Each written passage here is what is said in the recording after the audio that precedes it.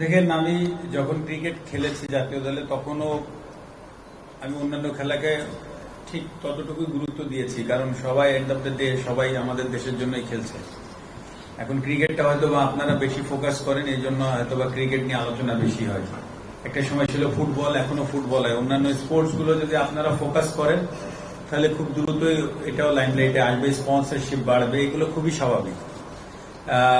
আর আপনি যেটা কথা বললেন যে আইজিপি মহোদয় স্যার আছেন, উনিও হয়তোবা কথা বলছেন।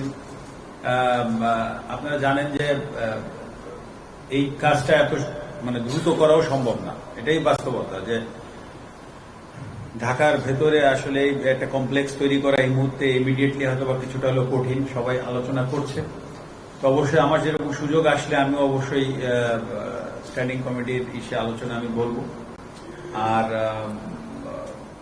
ইন ফিউচার অবশ্যই আশা করি হয়তোবা ঢাকার ভেতরে হয়তোবা কঠিন, বাট ঢাকার একটু আশেপাশে যদি এটা সম্ভব হয়, এটা আমি মনে করি এটা খুব ভালো হবে।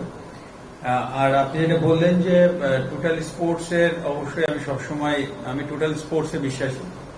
কারণ আমি বাংলাদেশের ক্রিকেট ওয়ার্ল্ড কাপ পৃথিবীর সর্বশ্রেষ্ঠ গেম না, পৃথিবীর সর্বশ্রেষ্ঠ গেম হচ্ছে অলিম্পিক। তো ওইখানে যদি কেউ গোল্ড মেডেল পেয়ে আসে সেটা সব থেকে বড় অর্জন হবে বাংলাদেশের জন্য। তো আমি মনে করি যে এই টোটাল জায়গাটাই আসলে বাংলাদেশ এগিয়ে যাক, এবং আমরা যেটা আগেও বললাম যে দিন শেষে আমরা সবাই বাংলাদেশ লাল সবুজের জন্য খেলি। তো এটা সব থেকে গুরুত্বপূর্ণ যে প্রত্যেকের ওই রেসপেক্টটা যেন থাকে।